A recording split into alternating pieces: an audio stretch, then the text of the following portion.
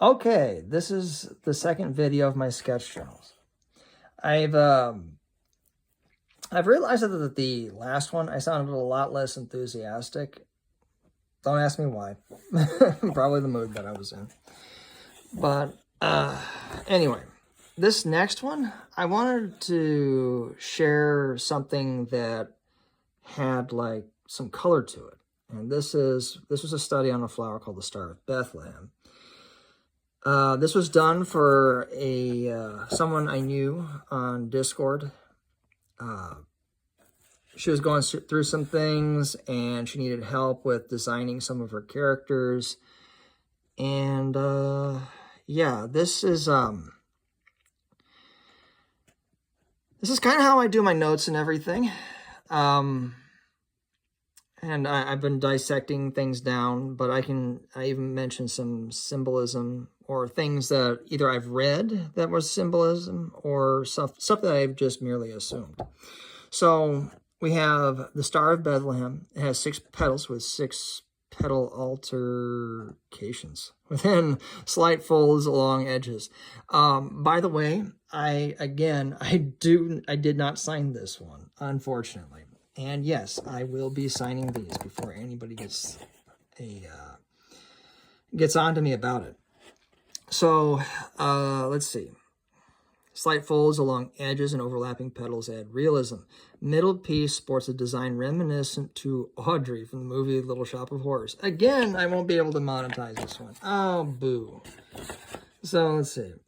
Each inner petal is adorned on small peanut-shaped yellow pollen piece. Okay. I know somebody who's like into flowers and stuff like that and studies them for a living will probably just, I can't think of the position right now, sorry. They'll probably be like, you don't know anything about flowers. Well, at the time I did this, no. I knew very little about flowers other than they smelled nice, they look nice, and they symbolize things. Recently, though, I had the opportunity to actually study these things. And it came out, and my understanding of it is a lot better. So, we'll get to that whenever I actually find that because it's somewhere. It's in a sketchbook. I've looked all over my room for it, and I think it might actually be at my neighbor's. I don't know how I left it there. I thought I had plucked up everything that I had brought there the last time. Anyway. No, we'll look up scientific names of flower anatomy later. Yeah, I did, and just as I was talking about, I did do that. I went from being stupid about flowers to being somewhat knowledgeable. There's a top view diagram. You have different angles. And drew it whenever it was closing up for the night. Scientific name, Ornithogalum umbellatum. Family, Liliaceae. All right, let's take a moment to appreciate Latin. I don't think we really appreciate foreign languages too much, especially things like Latin and all that. Again, another recent thing for me is that while I started some of the, almost right out the bat, I was looking at the etymology for names and stuff like that. Big into like word meanings and origins. And then eventually I decided to pick up a book from the library about Latin from the desktop Oxford Latin Handbook. And that's been really cool. And I've been looking at how things are actually pronounced. And I'm looking at this and I know I think that may be an A. So forgive me for butchering that. But if I remember what I read in the how to pronounce Latin section of the book, which is near the front, it is pronounced Ornithogalum umbellatum. So it's like, it turns out every vowel in Latin denotes a new consonant. Not a consonant. Syllables. My brain function, please. Ornithogonum umbulatum. And there's a difference between the classic Latin and the church Latin. Classic Latin, there's a hard G sound. In like church Latin, it throws in Italian pronunciation. So the G,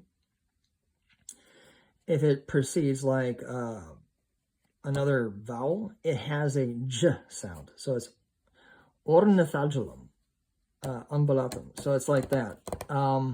So I find languages like that fascinating and stuff like that. So it's like there's syntax and all this other stuff. But anyway, enough about that. We'll get into that at another point. But this flower is related to garlic and onions. And other varieties are red, orange, and purple, which is a rare kind, according to the website I was looking at. I should have written down my sources and all that, so please forgive me. If any of this information is wrong, please feel free to correct me. I will adjust it. Perennial. And by its sound, it sounds like it's something that grows all year, I guess. If I'm wrong, please correct me. While I'm more knowledgeable of flowers than I used to be, this is kind of where I've hit a snag. So we have it is seen as a remedy for shock, and it can be boiled like a potato. So yeah, I did learn also that you can eat certain kinds of flowers. Let's see. Obviously, symbolizes the birth of Jesus, hope, atonement, reconciliation, innocence, purity, and honesty. So, yeah, by its name, you can tell it is referencing Christ.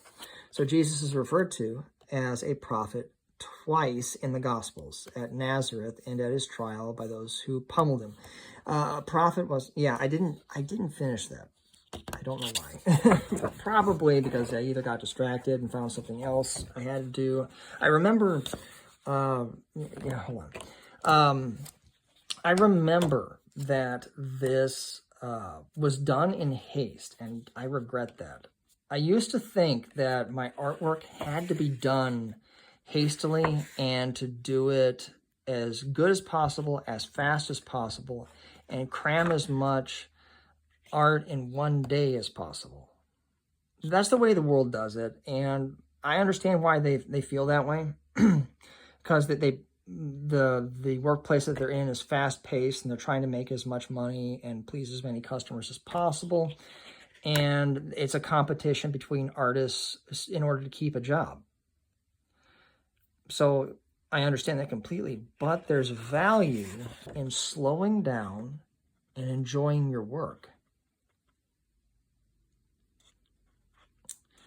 And I had to learn that over time. Because this was actually the one piece of several, because it ended up with the character design that this person was looking for. If she's watching, she probably knows who I'm talking about. What I was trying to say was, for a long time, I had struggled with this. I had struggled because I thought that I had to produce constantly. What that ended up with me was that I felt burnt out. And that's not the only reason why anybody would be burned out. It's not too much work. It's feeling not valued. I can see that. And that can stem from a workplace in which you are made to work constantly and perfectly, but your employer does not value you. You're easily replaced. So, while I'm not disparaging having a job or to do above and beyond what they're, just to meet the criteria and exceed it so that you can keep that job, I'm not disparaging it. I'm just saying there is there is value in slowing down. Just enjoy the journey. God bless.